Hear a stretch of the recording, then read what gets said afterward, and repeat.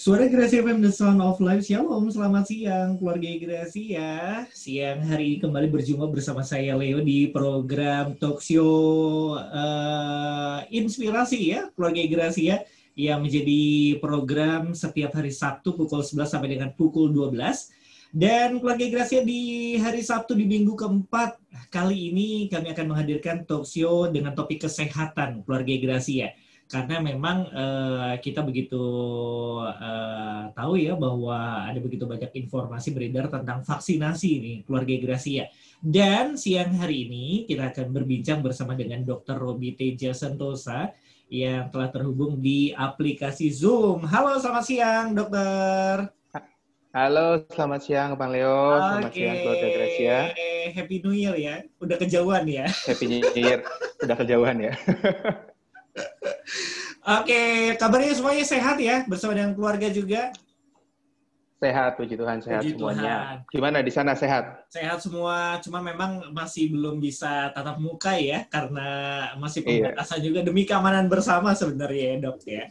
Iya, oke. Baik, keluarga Gracia dimanapun Anda berada, siang hari ini kita punya topik yang cukup menarik supaya kita tidak berasumsi, tidak hanya berbincang satu dengan yang lain dan mendeskripsikan satu istilah tentang vaksinasi. Nah, Anda bisa menyimak obrolan bersama dengan Dr. Roby sampai dengan pukul 12 nanti. Bisa bergabung, bisa bertanya juga supaya lebih jelas keluarga Gracia, supaya informasinya tidak salah ataupun ada begitu mungkin pemahaman-pemahaman yang kurang tepat gitu ya, artinya mengenai vaksin. Anda bisa bergabung untuk bertanya di 0817-222-959 atau 205300. Sampai dengan pukul 12, saya Leo bersama dengan Dr. Roby akan menggali informasi, berbincang-bincang dengan topik vaksin gitu ya. Dokter, mengenai vaksinasi ya, apa sih sebenarnya vaksin yang mungkin sekarang ini memang lagi rame sebenarnya gitu. Mungkin dokter terlebih dahulu bisa menjelaskannya. Boleh. Jadi kita akan bahas untuk hari ini khusus tentang vaksinasi corona ya, yang lagi booming ya istilahnya. Banyak sekali pertanyaan yang muncul, apa itu vaksin, fungsinya buat apa, apakah ada efek samping dan sebagainya. Nanti kita akan bahas di sini. Secara umum kalau misalkan kita sebut sebagai vaksin, itu adalah suatu zat sebetulnya, suatu zat atau suatu substansi yang dia diciptakan untuk merangsang tubuh kita memproduksi kekebalan. Itu vaksin. Sedangkan ada kata vaksinasi. Nah, vaksinasi itu adalah suatu prosedur untuk memasukkan si vaksin tersebut ke dalam tubuh kita. Itu disebut vaksinasi. Terus ada lagi yang disebut juga imunisasi. Imunisasi. Nah, kalau imunisasi itu adalah suatu proses di mana membuat tubuh manusia itu terlindung daripada suatu penyakit melalui proses daripada vaksinasi tersebut. Oke, jadi imunisasi itu prosesnya gitu ya, Dok ya? Iya, jadi jangan bingung lagi. Ada yang bilang vaksin, ada yang bilang vaksinasi, ada yang bilang imunisasi. Cuma perbedaannya di situ. Oke, perbedaan dari vaksin, vaksinasi, dan imunisasi ya. Jadi tidak perlu sesuatu hal yang memang diperluas ya, karena memang sebenarnya hanya keterkaitan satu dengan yang lain gitu ya, Dok. Keterkaitan. Iya, antara vaksin, vaksinasi, dan termasuk imunisasi. Tadi juga imunisasi itu dikatakan prosesnya. Nah, kemudian Dok, fungsi masing-masing sama atau berbeda juga nih antara vaksin, vaksinasi, dan juga imunisasi? Sebetulnya tujuannya adalah satu, yaitu merangsang tubuh kita untuk dapat membuat suatu imunitas atau kekebalan terhadap suatu penyakit yang diberikan. Yang maksudnya kan kalau vaksin kan ada zat tertentu dari penyakit A, penyakit B, itu yang diberikan ke tubuh kita dengan harapan tubuh kita itu membuat kekebalan terhadap penyakit tersebut. Jadi suatu ketika nanti di ke depan hari kita terpapar dengan penyakit tersebut, maka tubuh kita sudah siap untuk bisa melawan atau fight langsung terhadap si penyakit tersebut. Oke, nah sebenarnya kan ini fungsinya gitu ya, membentuk sebuah kekebalan. Nah, mungkin menjadi pertanyaan awam gitu, Dok. Sebenarnya apa saja sih penyakit yang mungkin bisa tertangkal dengan apa ya? Maksudnya bisa kita lawan dengan vaksin ini gitu. Apakah semua jenis penyakit, misalnya batuk, pilek, dan lain sebagainya gitu. Atau yang sekarang kita kenal dengan namanya virus gitu. Oke. Jadi kalau misalkan untuk vaksinasi sendiri atau imunisasi itu sendiri, Iya. itu ada untuk yang anak dan dewasa. Untuk yang anak ada imunisasi khususnya, dewasa ada. Nah, kita bahas sekarang yang khusus yang sedang booming ini, yang banyak pertanyaan sekali ya tentang vaksinasi virus corona itu. Corona, iya. Jadi pemberian vaksin untuk corona itu adalah suatu zat yang dimasukkan ke dalam tubuh kita untuk merangsang tubuh kita membentuk kekebalan terhadap virus tersebut. Virus tersebut gitu ya. Iya. Oke. Nah, kalau misalnya kayak kemarin kita sempat ada talkshow kesehatan juga mengenai DBD ya dok ya. Dikatakan kadang-kadang pasien DBD itu minum jambu merah katanya untuk menambah trombosit. Ternyata sebenarnya kan itu untuk membentuk imun tubuh dalam diri kita. Nah, lalu untuk hal mengenai vaksin COVID sendiri gitu ya, yang memang kan dikatakan dianjurkan untuk minum vitamin C. Seberapa efektif sih sebenarnya sebelum kita bahas ke jenis vaksin COVID-19 ini? Apakah sama sebenarnya untuk memerangi COVID? Ya, halo? Putus-putus. Ya, oke. Sorry, putus-putus. Sudah jelas? Bisa diulang, Bang? Iya, sudah jelas, bisa diulang. Oke, dok. Mungkin kan sekarang mengenai imunitas tubuh itu kan menjadi sangat perlu gitu ya. Ada beberapa gejala penyakit misalnya kayak DBD gitu ya. Katakan untuk menaikkan trombosit harus minum jus jambu merah. Sekarang vitamin C katanya untuk memerangi dan membuat imun tubuh agar tetap kuat gitu ya. Apakah itu sejauh ini memang jadi salah satu jembatan untuk kita meraih hasil yang maksimal sebagai imun tubuh gitu? Oke. Jadi sebetulnya begini, imunitas tubuh kita itu faktor pembentuknya atau faktor yang mensupport tubuh kita supaya mencapai atau memiliki imunitas yang baik. Itu sebetulnya ada faktor daripada makanan juga. Salah satunya adalah dari vitamin. Sudah jelas kalau makanan bergizi kita sudah pasti tahu ya. Nah, untuk yang sekarang yang untuk vitamin C, vitamin D biasanya, vitamin E, zinc ya. Itu semua adalah zinc ya. Itu semua adalah cuman salah satu komponen yang dapat membantu tubuh kita untuk bisa memberikan atau menghasilkan imunitas atau kekebalan yang baik. Sebetulnya itu. Salah satu komponen sebenarnya ya. Iya, hanya salah satu. Karena kalau misalkan untuk yang pandemi seperti ini nggak cukup hanya dari vitamin dan sebagainya. Makanya dari pemerintah juga ditetapkan adanya protokol kesehatan yang harus dipatuhi. Iya. Jadi ada dua sisi. Dari sisi kita sendiri meningkatkan kekebalan, di sisi di luar kita memberikan proteksi terhadap diri kita maupun sesama. Baik, ada begitu banyak faktor sebenarnya, tetapi memang vitamin C, D atau zinc gitu yang sekarang lagi banyak ya. Oke. Sebentar ya. Mungkin sinyal. Ya, halo. Oke, halo. Ya. Sudah kembali jelas ya, Dok ya? Putus ya? Iya. Tadi sempat terputus ya. Oke, sudah kembali. Sekarang udah jelas ya. Oke, itu adalah salah satu komponen untuk menciptakan imun tubuh yang sangat baik. Nah, kemudian dok, jenis vaksin COVID-19 ya, berapa kali sih sebenarnya penyuntikannya nanti? Oke, jadi untuk vaksin COVID-19 ini sebetulnya dia ada beberapa jenis. Ya, ada beberapa jenis dari pembentukannya berbeda-beda. Tapi pemberiannya itu diberikan 2 kali. 2 kali. Betul, 2 kali diberikan secara intramuskular atau melalui otot, suntikannya di otot. Oke. Nah, tiap vaksin itu dia punya waktu yang berbeda-beda.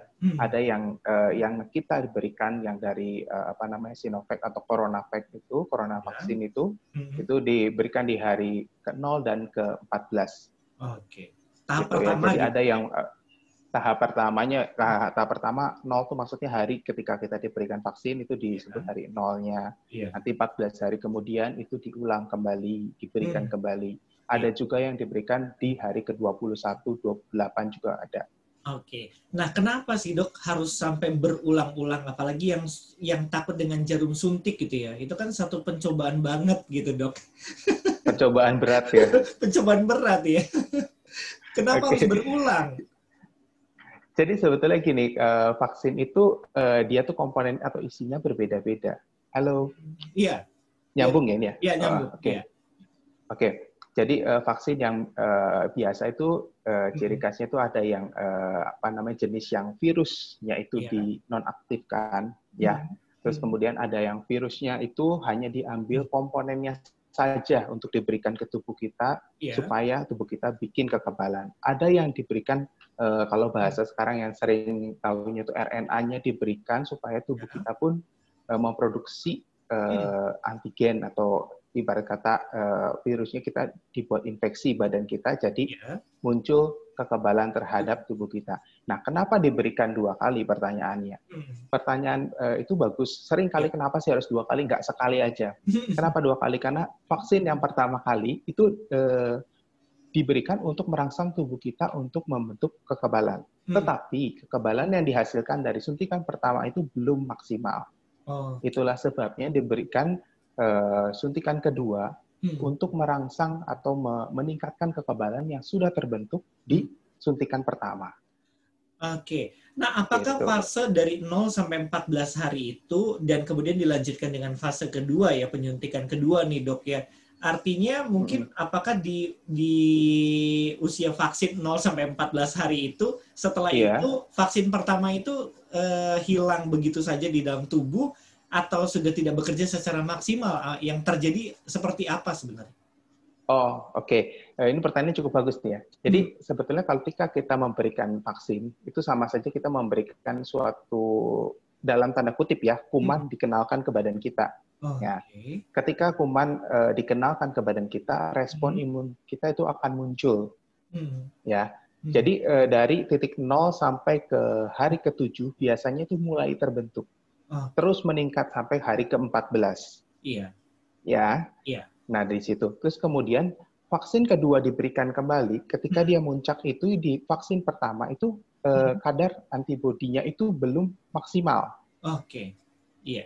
Jadi diberikan masuklah vaksin kedua. Untuk Hmm. apa? Untuk merangsang nih yang tadi sudah di hari ke-14 untuk bisa meningkatkan kembali. Iya. Jadi ketika setelah diberikan vaksin yang kedua, imunitas itu akan terus meningkat. Hmm. Hmm. Nah, disitulah dia memiliki efek untuk perlindungan nantinya. Baik. Dan perlindungan untuk corona ini, vaksin ini, itu akan muncul yang efektif itu ya, Iya. itu akan muncul setelah pemberian vaksin kedua, 14 hari setelah pemberian vaksin kedua. Oke. Iya. Itu ya, Iya. jadi Iya. jadi dengan kata lain itu ada proses, nggak mungkin kita langsung vaksin langsung instan tuh nggak mungkin. Oke. Jadi badan kita ada proses untuk waktu ya. Iya, butuh waktu ya. Dan sifatnya berarti, dok, sifatnya bukan berarti begitu disuntikan langsung berfungsi maksimal gitu ya. Ada Oh satu enggak, proses ada naik sampai proses. level yang terbaik ya gitu ya. Iya, betul. Ada Oke. proses karena badan kita butuh waktu. Butuh waktu. Nah, Betul. selama proses ini kita bicara ya, dok, lebih meluas sedikit nih. Iya. Ketika vaksin ini sudah disuntikan gitu ya, sempat ada juga yang kemarin sudah menerima vaksin gitu ya, malamnya langsung ada party gitu. Ada seorang influencer gitu ya. Nah, kira-kira ketika dalam proses vaksin, oke lah dikatakan fase pertama, apakah seseorang itu perlu ataupun bisa melakukan tes antigen, dok, atau PCR atau lain sebagainya gitu, swab test gitu. Apakah itu nanti berfungsi atau nanti saya coba deh misalnya ada seseorang yang mencoba sudah divaksin, kemudian dia coba tes gitu ya. Apakah itu nanti memastikan hasilnya negatif atau bagaimana gitu? Berpengaruh nggak? Oke.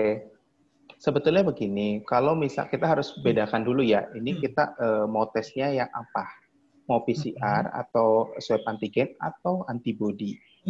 Kalau misalkan kita setelah divaksin, contohnya ya, setelah divaksin, kita ngetesnya antibody, serologi antibody ya, serologi ya, antibodinya, itu ada kemungkinan hasilnya bisa positif.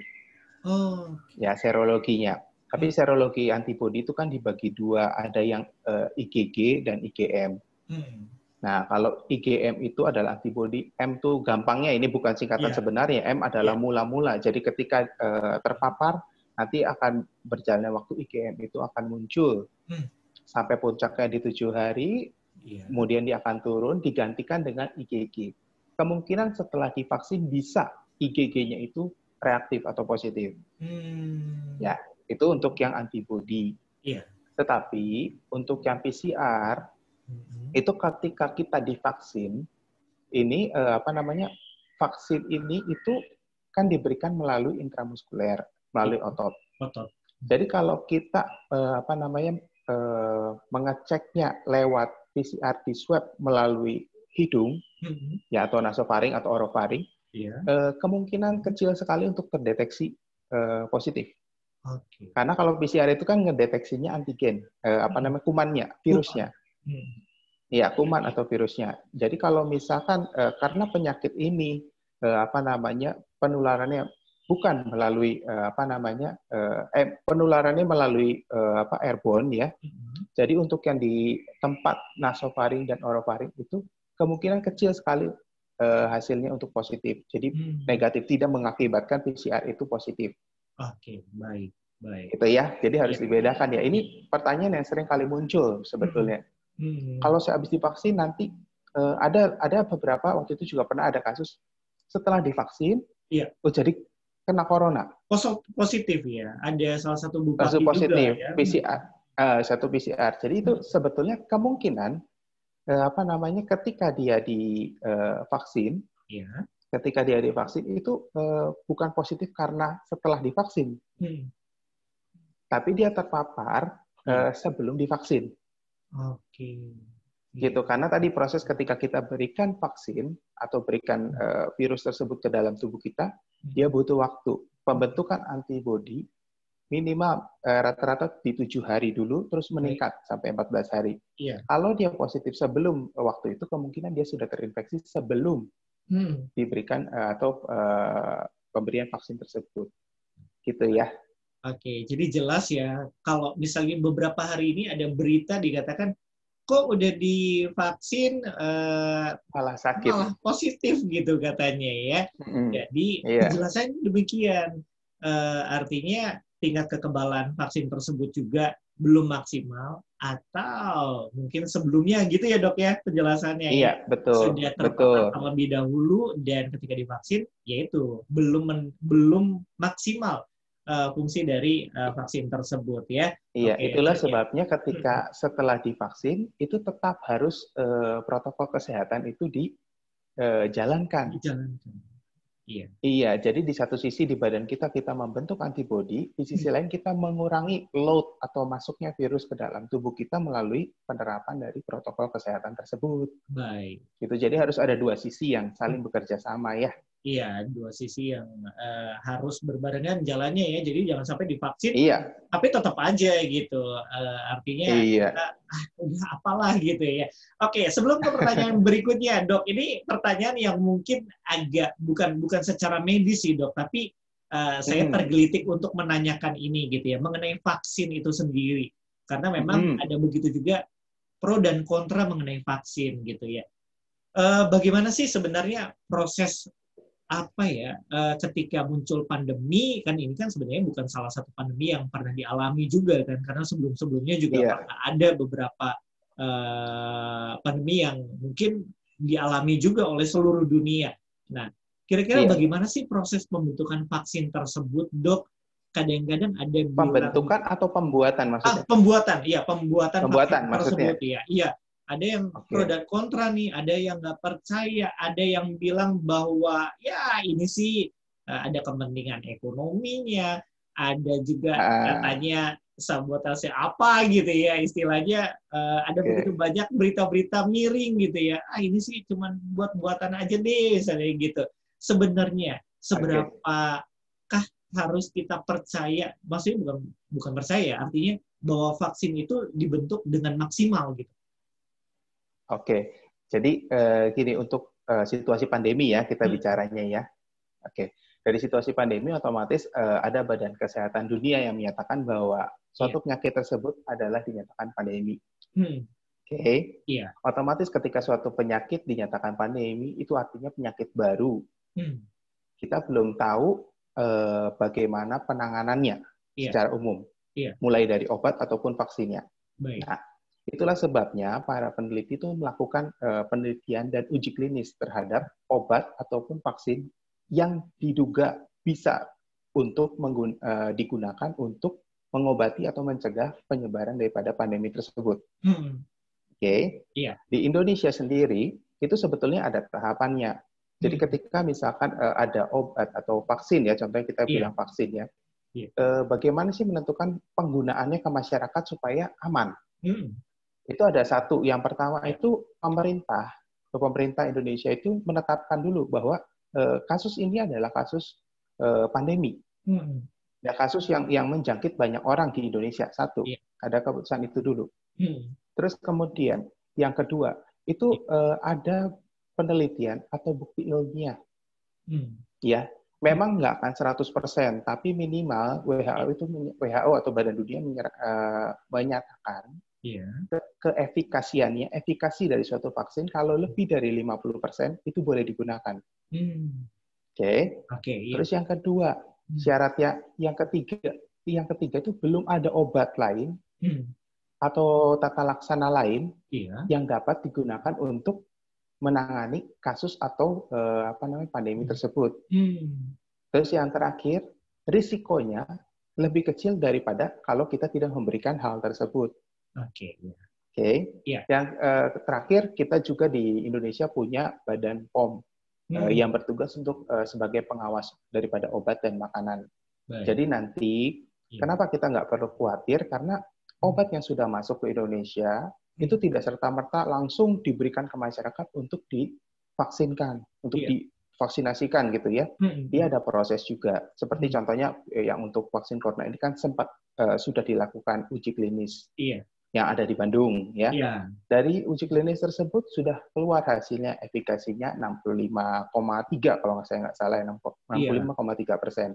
Itu artinya sudah di atas daripada standar WHO yang 50% itu, jadi bisa digunakan. Baik. Gitu ya. Jadi itu tahapannya kurang lebih seperti itu. Oke, jadi syarat vaksin tersebut bisa digunakan ya. Cukup panjang gitu ya, setelah negara menyatakan bahwa ini adalah pandemi, kemudian juga tahap-tahap berikutnya itu menyertai dari proses pertama gitu ya, Dok ya, dan salah satunya belum ada obat yang dapat menangkal penyakit tersebut ya. Iya, dan juga diterbitkan juga biasanya kalau kita sebut jadi kayak emergency use authorization. Jadi penggunaan obat secara emergency itu yang biasa berlaku di situasi pandemi. Jadi ada status khusus itu yang diberikan, izin khusus yang diberikan untuk menggunakan obat tersebut secara emergency. Baik, jadi namanya vaksin, kalau mungkin yang sekarang juga masih agak memikirkan gitu ya, ini aman enggak sih? Atau jangan lagi coba-coba dulu nih yang pertama gitu ya. Kira-kira efektif enggak gitu. Kok 65% gitu ya tingkat efektivitasnya gitu ya. Nah, itu sebenarnya bukan sesuatu hal yang harus dikhawatirkan gitu ya, Dok ya, karena memang sudah melewati uji klinis mungkin batas gitu. Minimal. Uji klinis dan batas minimal yang telah ditetapkan oleh WHO itu 50%. Di atas 50% bisa digunakan. Oke, nah apakah boleh Dok misalnya kalau sekarang kan kita Indonesia gitu ya menggunakan yang Sinovac gitu ya. Apakah boleh misalnya tahap pertama fase tadi kan 2 kali nih divaksin ya. Yang pertama pakai produk A. Kemudian nanti yang kedua dia pakai produk B misalnya. Ternyata sudah datang nih yang produk B ke satu negara. Apa boleh berganti-ganti Dok? Apa harus satu? Ini pertanyaannya iseng ya sebenarnya. Sebenarnya pertanyaan iseng, tapi ini cukup bagus ya. Tadi kan cukup bagus sebetulnya. Tapi ini sering sekali ditanyakan. Jadi untuk jawabannya kita kembali lagi. Tadi saya jelaskan di awal bahwa vaksin itu ada jenisnya beda-beda. Ada yang virus yang dinonaktifkan, ada yang diberikan subunitnya saja, atau contohnya subunit itu maksudnya gini, misalkan kalau virus itu ada kaki sama badan, itu yang dikasihkan kakinya aja, supaya ngerangsang pembentukan dari antibodi. Ada yang RNA-nya itu diberikan. Nah, disarankan untuk penggunaan kedua, maksudnya untuk dalam tahap yang pemberian pertama dan kedua itu dengan merek jenis yang sama. Sama. Karena belum ada uji klinis atau misalkan penelitian final yang menyatakan bisa berganti atau tidak. Tapi kalau saya bicara itu kembali lagi di jenis vaksinnya, karena di dalam vaksin itu kan ada jenisnya beda-beda yang tadi saya bilang, ada yang virus yang dimatikan dan sebagainya. Jadi kalau bisa harus diberikan dengan jenis dan merek yang sama. Baik. Ya. Jadi memang harus dianjurkan dosis yang sama, merek yang sama juga ya, Dok ya. Iya, kalau dosis satu dosis ya, satu dosis ya. pasti. Satu dosis ya. Sebetulnya bukan merek, jenis lah. Kalau jenis sekarang kan misalkan Sinovac dengan Sinovac itu kan yang inactivated virus, jadi diberikan yang sama. Gitu. Baik. Nanti sudah ada jadwalnya biasanya. Sudah ada jadwalnya ya. Kemudian Dok, kenapa sih usia tertentu tidak boleh divaksin, misalnya orang tua, orang lanjut usia? Kenapa gitu? Padahal kan mereka justru katanya rentan terhadap paparan virus ini gitu. Oke. Jadi sebetulnya gini, untuk yang usia lanjut, halo? Iya. Oke. Untuk yang usia lanjut, sebetulnya gini, bukannya tidak boleh, tapi biasanya kalau usia lanjut itu ada penyakit komorbid. Komorbid itu penyakit penyerta. Nah, nanti kita sebelum vaksinasi itu ada kurang lebih 15 sampai 16 pertanyaan, itu yang 16 pertanyaan kurang lebih. Itu yang akan ditanyakan. Jadi contohnya misalkan ada penyakit-penyakit tertentu yang tidak boleh divaksin. Contohnya misalkan kayak ibu hamil menyusui, terus kemudian orang yang memang lagi kurang fit, misalkan lagi batuk pilek, atau misalkan orang yang istilah punya darah tinggi, ya. Jadi itu ditunda. Terus tidak diberikan, bukan ditunda. Terus kemudian untuk orang yang diabetes, orang yang punya penyakit autoimun dan sebagainya, itu nanti ada checklistnya. Gitu. Pasti ketika vaksin akan ditanyakan. Kalau tidak memenuhi standar itu tidak diberikan. Itu sebetulnya.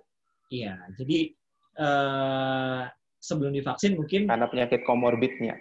Iya, harus ditanya dulu di kendala kesehatan atau lain sebagainya ya sebelum. Iya. Betul. Memang itu dipastikan. Pasti ada screeningnya nanti. Oke. Berarti anak-anak dan orang tua kah? Anak-anak juga bagaimana, Dok? Kalau untuk enggak, kalau misalkan untuk yang sekarang itu usianya 18 tahun. Oh, 18 tahun ke atas. Ya. Iya. Jadi untuk yang di bawah 18 tahun ini masih masih menunggu ya, istilahnya masih menunggu, belum ada penelitiannya bagaimana, nanti mungkin nunggu dari Badan POM dan pemerintah ya. Tapi untuk sekarang 18 tahun ke atas. 18 tahun ke atas ya. Baik, keluarga Gracia dimanapun Anda berada, siang hari ini pendengar yang mendengarkan lewat streaming juga, keluarga Gracia, selamat bergabung di Talkshow Kesehatan bersama Dr. Roby Teja Santosa ya, yang hari ini kami membahas tentang vaksin, keluarga Gracia.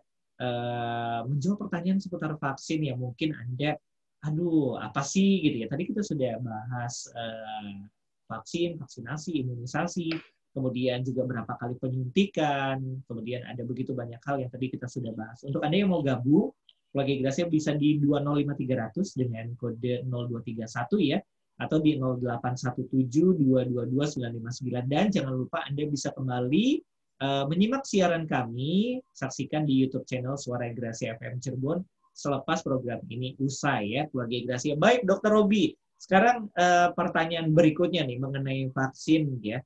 Kira-kira apakah orang yang pernah positif boleh divaksin lagi? Oh, oke. Jadi untuk orang yang pernah positif nih ya, pernah positif. Jadi untuk saat ini vaksin itu diprioritaskan untuk orang yang belum pernah terkena atau terinfeksi dengan corona virus. Kenapa? Pertanyaannya kan kenapa? Kenapa? Karena kalau pada orang yang sudah pernah mengidap atau terkena COVID-19 ini, di dalam tubuhnya itu dia sudah membentuk atau terbentuk antibodi. Oke. Jadi kita utamakan dulu untuk orang yang belum pernah terkena. Tapi mungkin di kemudian hari akan butuh booster atau suntikan ulang, itu masih dalam tahap penelitian. Kan otomatis kalau dalam tubuh kita, dia pasti akan menurun ya, jumlahnya. Pasti akan diberikan booster, tapi untuk berapa lama boosternya, nanti jedanya berapa lama nih, setahun kemudian atau 2 tahun kemudian, itu masih dalam tahap penelitian. Jadi untuk orang yang sudah pernah terkena coronavirus, itu untuk saat ini tidak diberikan dengan alasan tersebut. Oke. Baik, yang sudah pernah terkena dok positif dan puji Tuhan sembuh gitu ya. Sekarang kita dengar istilah yang lain nih, donor plasma konvalesen gitu ya. Benar nggak sih? Konvalesen, konvalesen ya. Itu kenapa sekarang kan bukan donor darah aja artinya. Apakah itu apa sih itu dok sebenarnya gitu? Dan itu sangat dibutuhkan sekarang gitu untuk orang-orang yang mungkin masih berjuang menghadapi virus COVID-19 ini. Jadi sekarang kan juga ada trennya yang tadi disebutkan plasma konvalesen. Sebetulnya plasma konvalesen itu masih dalam uji klinis sebetulnya di berbagai negara, termasuk di Indonesia. Mengenai jumlah yang diberikan, waktu pemberiannya, dan syarat titernya harus berapa sih di dalam plasma tersebut. Nah, jadi sebetulnya pemberian plasma konvalesen adalah pemberian antibodi. Jadi orang yang udah pernah sakit kan dia sudah terbentuk antibodi, tadi saya bilang, kekebalan. Nah, antibodi yang tersebut diberikan kepada orang yang sedang sakit daripada COVID-19 ini. Untuk di Indonesia sebetulnya biasanya diberikan kepada orang yang gejala berat sampai kritis ya. Nah, untuk yang kalau di Indonesia, cuman ini semua masih dalam uji klinis loh ya, di semua negara ya. Jadi mengenai waktu pemberiannya, ada yang kalau di beberapa negara itu ada yang hanya diberikan 1 kali. Kalau di Indonesia kemarin ada yang diberikan 2 kali, baik di hari yang sama atau di hari yang berbeda itu ada. Jadi itu sebetulnya pemberian kekebalan secara langsung. Dalam tanda kutip imunisasi pasif ya, karena memberikan kekebalan tubuhnya langsung ke pasien. Oke, baik. Berarti apakah sama seperti kebutuhan darah, dok? Misalnya orang donor darah gitu ya, darah A, darah B gitu ya, istilahnya seperti itu. Dan apakah donor plasma ini harus mencari yang cocok juga, atau siapapun yang sudah sembuh mereka bisa mendonorkan dan bisa diberikan kepada orang yang mungkin sedang berjuang? Syaratnya bagaimana? Kalau syarat untuk pemberian plasma konvalesen tadi yang pertama dari usia ya 18 tahun yang tadi saya bilang. Terus kemudian bukan daripada ibu hamil atau menyusui. Terus kemudian yang jelas dia pernah terinfeksi ya, yang dibuktikan dengan PCR.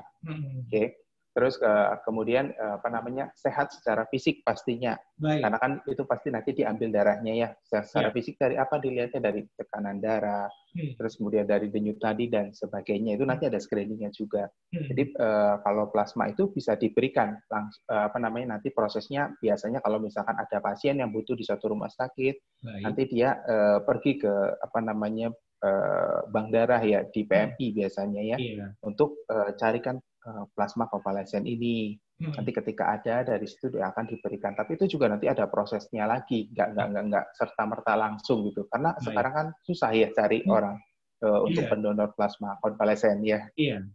Dan memang bahkan dianjurkan ya untuk orang-orang yang sembuh nih katanya suruh donor plasma suruh donor, ini. Ya. Cuman kadang-kadang orang betul. Iya. Gitu. Baik. Oke, keluarga Gracia, kita akan break sejenak ya untuk memberikan kesempatan Dr. Robi beristirahat sebentar. Karena ini udah keasikan banget ya.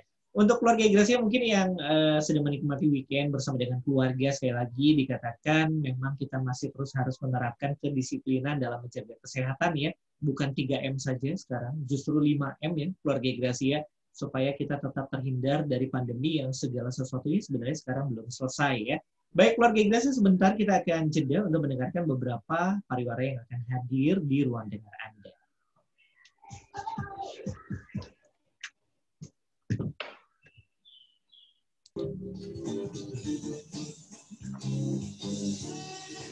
Baik, keluarga Gracia, kita kembali dalam talk show kesehatan bersama Dr. Robi Teja Santosa. Oke, Dok, eh, mungkin ada pendengar yang baru bergabung di talk show siang hari ini ya.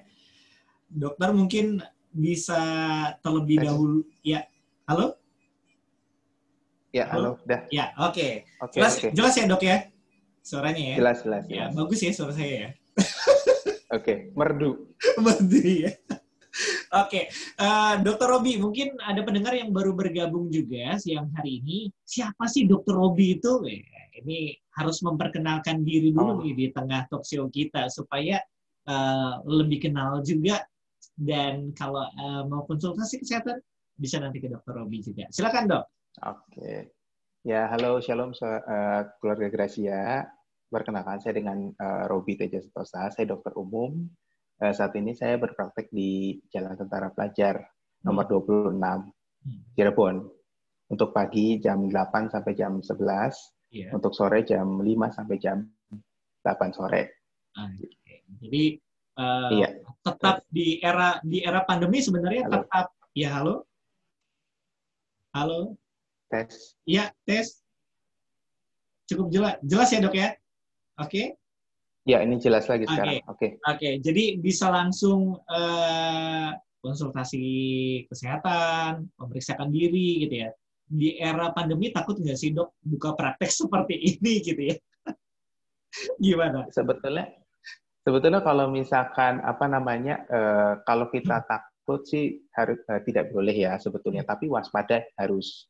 Ya, karena kita waspada. Bagaimana cara waspadanya? Otomatis kita ketika praktek akan menggunakan alat pelindung diri yang yang disarankan. Kalau misalkan yang takut itu justru kalau kita keluar, kita kumpul-kumpul itu takut. Karena kita nggak tahu sekarang, karena ini cukup pintar penyakit yang sekarang, dia bisa tidak bergejala tapi nularin. Betul. Itu yang bikin takut. Kalau kita lihat orang itu sakit, sudah jelas naluri manusia itu akan menghindar. Iya. Tapi ini masalahnya tidak kelihatan sehat walafiat. Itu sebetulnya. Oke. Sebentar, ini ada yang join di WA dari Kuala Lumpur loh, Dok. Oh iya. Oke, coba sebentar ya. Mau telepon katanya, cuma tadi nggak keangkat ya, nggak keterima. Oke, untuk pendengar yang mau bergabung tadi, oke, ini udah ada yang gabung nih, Dok. Ya, halo, selamat siang. Halo, selamat siang dari Kuala Lumpur. Wow. Oh, luar biasa. Dengan siapa namanya mungkin?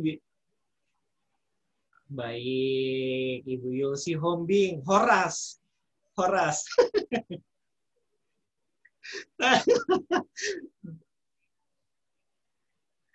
Baik, silakan Bu, sampaikan langsung ke Dokter Robi. Ini Pak Dokter, karena saya kan kebetulan tinggal di Kuala Lumpur ya. Iya. Ini Bapak ada mengatakan bahwa di Indonesia orang yang di atas umur tertentu itu dilarang menyuntik vaksin tersebut. Nah, tapi justru di negara tetangga ini justru kita orang tua, saya ini udah 61, suami saya sudah 67 ya, masih 67. Iya. Justru nanti kalau vaksinnya sudah sampai ke negara ini, justru kamu yang tua-tua itu diharuskan disuntik. Jadi bingung saya. Oke. Baik. Nanti saya jelaskan. Itu aja Pak, yang saya bingungkan. Dan satu lagi tadi, anak-anak yang di bawah umur 18 tahun ya. Tahun ke bawah tidak digalakkan gitu. Iya. Kan? Baik. Gitu aja Pak. Jadi confused sedikit ya. Jadi jadi kita nggak rasa kebingungan atau tiba-tiba panik kayak gitu. Tapi coba kita mengikuti apa yang disarankan oleh pemerintah dimanapun negara tertentu itu ya, di Indonesia maupun di luar negeri, karena demi kebaikan kita dengan masyarakat ya. Kalau soal mati itu yang dikasih rumus itu katanya nanti mati begini begitu. Kalau mati sih bukan karena COVID aja, nggak COVID mati. Iya. Jadi juga kepada masyarakat yang luar sana yang masih sok-sokan mau hanging out di luar tanpa kan saya terasa merasa bingung karena saya ketika lihat para dokter dan suster dan staf rumah sakit ya, mereka juga perlu hidup, berhak untuk hidup, tapi kadang-kadang tidak seruan oleh pemerintah dimanapun mereka berada. Baik, oke. Pak Dokter. Ibu Yul, terima kasih. Terima kasih. Ya, selamat sehat dari Kuala Lumpur, Bapak Dokter dan Mas, semua masyarakat Indonesia. Oke, baik. Terima kasih, Shalom. Wah, luar biasa nih Ibu Yul Sihombing yang ada di Kuala Lumpur. Sorry, Ibu Yosi. Yul Sihombing. Ibu Yul. Oke, sorry. Tadi suaranya terputus-putus soalnya. Iya, oke. Gimana, Dok? Ini pendengar yang setia juga itu ya. Oh iya, luar biasa. Salam buat di sana di Kuala Lumpur ya. Semoga sehat selalu. Oke. Jadi kita bahas tadi ya untuk pertanyaan ini orang usia di atas 60 tahun justru kalau di luar negeri itu disarankan ya. Disarankan. Ya, jadi begini. Jadi setiap negara itu punya protokolnya masing-masing untuk penerapan vaksin tersebut. Ya, jadi jangan bingung. Setiap negara itu punya kebijakan masing-masing untuk menerapkan vaksin tersebut. Kalau untuk di Indonesia, tapi rata-rata semua negara itu akan memprioritaskan untuk yang pertama kali adalah tenaga kesehatan. Ya, nanti untuk yang prioritas kedua, ketiga itu bergantung daripada tiap negara, aturan tiap negara itu masing-masing. Ya, jadi jangan bingung. Ikuti saja aturan yang ada atau aturan yang dibuat oleh negara tersebut. Misalkan Ibu di KL, ikuti saja yang di sana. Nah, kalau misalkan untuk pemberian, kenapa sih saya bingung nih, ada yang disuruh 60 tahun, ada yang enggak. Tadi saya sudah sebutkan sebetulnya di awal. Untuk usia-usia lanjut, ini sebetulnya bukan tidak boleh, tapi dari BPOM ini, dari Indonesia ini, itu kenapa ditempatkan di prioritas yang nanti, itu karena menunggu daripada uji klinisnya. Jadi kita di luar negeri pun, contohnya seperti ibu menyusui dan ibu hamil, sebetulnya di luar negeri di Amerika itu diberikan vaksin tersebut, tapi di Indo kan dia belum. Kenapa? Kita lagi tunggu dulu bagaimana efektivitasnya, efek sampingnya dan sebagainya. Jadi di Indonesia diprioritaskan itu yang pertama. Sebetulnya ini bagus sekali pertanyaan tadi, sempat belum kesinggung. Jadi vaksinasi di Indonesia itu dimulai dari bulan Januari sampai bulan April untuk tahap pertama. Pembukaannya kemarin oleh Pak Presiden ya di suntik pertama tanggal 13 Januari. Setelahnya di hari selanjutnya itu mengikuti tiap daerah ya. Terus kemudian nanti tahap yang diberikan pertama kali itu untuk tenaga kesehatan. Ya baik dokter, perawat, bidan, pokoknya tenaga kesehatan. Yang kedua nanti akan diberikan untuk orang yang bertugas di fasilitas umum. Contohnya misalkan petugas di bandara, di terminal, ya, terus karyawan bank gitu. Pokoknya yang kontak langsung. Nanti di tempat ketiga itu adalah masyarakat yang beresiko. Nah, mungkin di dalamnya ini adalah salah satunya beresiko ya tadi seperti disebutkan anak kecil ataupun orang yang yang lanjut usia adalah termasuk yang beresiko. Tapi itu nanti setelah pemberian atau ada instruksi. Baik. Itu sebetulnya ya. Iya, sekali lagi kalau di Indonesia bukan berarti tidak boleh tapi memang masih dalam pengkajian. Masih menunggu. Iya, yang ditakutkan adalah penyakit penyerta gitu ya. Dan mungkin setiap negara akan memberlakukan kebijakannya yang berbeda, Dok, baik yang di bawah 18 tahun ataupun mungkin di usia yang mungkin ditentukan oleh satu negara juga gitu ya. Baik, mudah-mudahan ini menjawab untuk Ibu Yul Sihombing yang sudah bergabung. Terima kasih di KL ya. Luar biasa nih ya. Kemudian Dok, ini waktunya nggak kerasa ya, sudah menit ke-50 nih. Pertanyaan selanjutnya nih, di manakah sebenarnya seseorang dapat memperoleh suntikan vaksin? Oke. Jadi kalau vaksinasi ini nanti akan dari pemerintah akan didistribusikan ke fasilitas pelayanan kesehatan baik dari pemerintah, provinsi, kabupaten ataupun kota. Jadi nanti sebetulnya kita bisa cek nih, kita sudah terdaftar. Halo? Iya, Dok. Putus.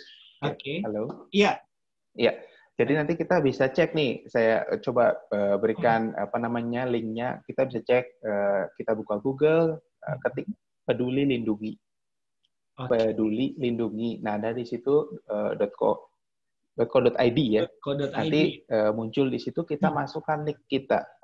Kita masukkan nick kita lihat, kita cek apakah nama kita sudah termasuk dalam calon penerima vaksin.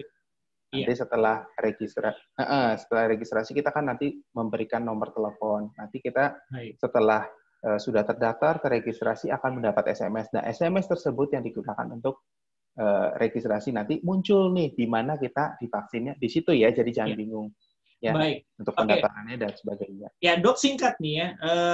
Kira-kira boleh nggak sih kalau divaksinnya cuma 1 kali padahal harusnya 2 kali, Dok? Apa yang terjadi? Oh iya. Diskon aja, diskon. Jangan, karena tadi takut suntikan ya. Jangan, karena tadi saya bilang ini jangan curhat ini penyiar ya, karena takut disuntik ya. Kedua, jangan. Karena tadi fungsi suntikan pertama itu kan untuk merangsang kekebalan yang mula-mula, yang awal. Jadi justru kekebalan yang maksimal itu akan didapatkan setelah 14 hari penyuntikan kedua. Ingat yang tadi saya di awal disebutkan. Jadi kalau kita cuma dikasih 1, ya tidak akan maksimal. Kalau tidak akan maksimal, nanti percuma. Ya. Baik. Oke, jadi harus sesuai dengan anjuran ya. 2 kali vaksin yang akan dilakukan ya, nggak bisa didiskon ya. Apalagi karena takut. Terkecuali terkecuali ada kondisi khusus ya, mungkin ini kan kalau misalkan yang dari CoronaVac atau Sinovac ini kan dia 14 hari setelah suntikan pertama ya. Misalkan disuntikan kedua itu, waduh saya nggak bisa nih karena saya sedang sakit. Misal ya, sakitnya maksudnya bukan sakit karena corona, bukan. Maksudnya karena lagi kurang fit atau lagi itu bagaimana, kan biasanya seringkali ditanyakan, itu cukup penting. Jadi kalau Ikatan Ilmu Penyakit Dalam ya, itu bisa diberikan sampai 28 hari. Tidak boleh lebih, maksimal batasnya. Jadi tunggu sembuh dulu, pasti sembuh lah. Pasti sembuh, maksimal di 28 hari itu baru diberikan. Efektifnya sih bagusnya sesuai jadwal. Cuman kadang-kadang ada kondisi tertentu yang nggak memungkinkan. Misalkan karena sedang tidak fit, gitu ya. Baik. Oke, Dok, ini pertanyaan terakhir sih. Tadi kita off-air sempat ngobrol juga sih sebenarnya ya. Tapi ini jadi rasa penasaran masyarakat sebenarnya. Dan tadi dikatakan bahwa Pak Erick Thohir juga sempat mengomentarin gitu ya, Dok ya. Ini terakhir, tapi agak mungkin dipersingkat ya, tidak terlalu lama juga nih, Dok. Apakah vaksin itu mungkin bisa menjadi sebuah teori konspirasi atau lain sebagainya, Dok, sebenarnya? Iya, teori konspirasi. Ini pertanyaan awal sih, cuman beredar juga gitu. Ada begitu banyak informasi dan segala macam. Kira-kira secara medis bagaimana? Supaya ini nggak takut gitu divaksin. Oke, kalau dari sisi medis saya pastikan itu tidak. Karena kenapa? Karena secara medis itu kita lihat ada Badan Pengawas Obat Makanan untuk Indonesia ya. Di sana adalah orang-orang yang memang berkompeten untuk melakukan itu. Baik. Ya, jadi jangan khawatir untuk divaksin. Ya, jangan khawatir untuk divaksin. Jadi untuk teori konspirasi itu memang sudah berkembang ya, nggak hanya untuk vaksin corona saja, untuk vaksin-vaksin lain pun ada. Yang ada grup yang anti vaksin itu ada. Tapi untuk yang ini kemarin juga sudah sempat sebetulnya oleh Menteri BUMN ya sudah dikatakan bahwa di situ tidak ada istilah ada yang bisa bilang chip dan sebagainya, itu tidak ada. Iya. Jadi secara halo, ya. Halo, iya. Oh iya, oke. Oke, jadi demikian ya, Dok ya. Kira-kira bahwa vaksin ini sebenarnya memang sudah dipastikan untuk melewati uji klinis dan lain sebagainya ya, dan pastikan aman begitu ya, Dok ya, sebagai tenaga kesehatan. Ya. Oke. Sama ada satu lagi nih, jangan Ya. lupa, saya lupa sebutkan. Nanti kalau misalkan sudah waktunya, jadwalnya vaksin, setelah penyuntikan vaksin jangan lupa untuk tunggu dulu 30 menit, jangan langsung pulang. Nah, itu biasanya kenapa sih, Dok? Kira-kira apa yang terjadi? Tadi saya sih sempat nyatat gitu ya. Kenapa sih sebenarnya menunggu 30 menit dulu baru si pasien itu atau orang tersebut yang divaksin baru boleh pulang? Iya, itu sebetulnya kita mengacu pada panduan Juknis, panduan untuk prosedur vaksinasi dari pemerintah. Kenapa 30 menit? Iya. Jadi ketika 30 menit itu adalah amit-amit terjadi suatu reaksi istilah reaksi alergi dari tubuh kita, atau kita bilang anafilaktik gitu ya. Itu puncaknya itu 30 menit. Jadi kalau misalkan kita tapi itu sangat jarang sekali, sangat jarang. Tapi ini kan untuk keamanan. Jadi ditunggu 30 menit dengan harapan gini, kalau misalkan masih ada di fasilitas kesehatan, ketika terjadi reaksi alergi kan bisa langsung ditangani. Iya. Karena puncaknya 30 menit. Setelah 30 menit biasanya tidak ada. Iya. Ya. Oke, gitu. Jadi kenapa 30 menit ini betul-betul ditekankan sekali, 30 menit tunggu dulu, jangan langsung buru-buru pulang. Itu tujuannya itu. Kalau misalkan ada reaksi gatal atau apa segala macam kan nanti bisa langsung ditangani. Baik. Tapi jarang sekali sih. Tapi jarang ya, Dok ya. Hampir untuk yang reaksi yang berat tidak ya. Untuk reaksi yang berat tidak, tapi kemungkinan itu pasti ada, makanya disarankan dari pemerintah untuk tetap waspada 30 menit dulu. Jadi kalau di fasilitas kesehatan kan alat dan penanganan akan lebih komprehensif ya, lebih memadai gitu. Baik. Oke, jadi kenapa 30 menit ya? Jadi orang juga mungkin nanya, kenapa nih gitu nanti kenapa 30 menit udah disuntik, harusnya pulang aja ya. Iya. Ternyata jika muncul reaksi mungkin dari tubuh kita, dan Dr. Robi tadi bilang memang sangat jarang yang terjadi sesuatu hal yang fatal ya, Dok ya, sebenarnya ya. Fatal. Reaksi lokal pasti ada. Reaksi lokal pasti ada. Lokal itu seperti kemerahan atau nyeri bekas suntikan, itu semua juga pasti ada. Tapi tidak semua orang memang. Baik. Oke, Dokter, terima kasih untuk waktunya. Ini cukup luar biasa ya, topik yang lagi hit juga di awal tahun 2021 tentang vaksin, apalagi terkait dengan COVID-19 ya. Dan mungkin dokter ingin menyampaikan sesuatu sebelum nanti kita akan akhiri talk show-nya siang hari ini. Oke, jadi saya pesan satu, vaksin bukan akhir dari semuanya, tetap kita harus jalankan protokol kesehatan. Ya, vaksin bukan akhir dari segalanya untuk kita habis divaksin bebas, no. Kita tetap patuhi protokol kesehatan. Ya, sampai nanti ketika waktunya tiba, pasti pemerintah pun akan mengeluarkan instruksi untuk pengendoran protokol kesehatan jika sudah sudah dipandang bisa melakukan pengurangan dari protokol kesehatan. Tapi selama belum ada instruksi dari pemerintah, tetap patuhi protokol. Itu saja, waspada. Iya. Baik. Oke, terima kasih Dr. Robi. Salam sehat selalu bersama dengan keluarga ya. Terima kasih sudah menjadi berkat untuk pendengar juga. Kita ketemu di bulan depan, bulan Februari, di hari Sabtu, minggu keempat ya. Oke, Tuhan memberkati ya, Dok ya. Terima kasih untuk pelayanannya. Baik, keluarga Gracia, siang hari ini tuntas sudah kebersamaan saya di program talk show mengenai kesehatan, dan semoga obrolan kami menjadi berkat untuk Anda. Langsung saja, saya Leo bertugas dan Dr. Robi yang sudah menyampaikan informasi sebagai narasumber. Pamit undur, selamat siang, selamat berakhir pekan, dan Tuhan memberkati. Shalom.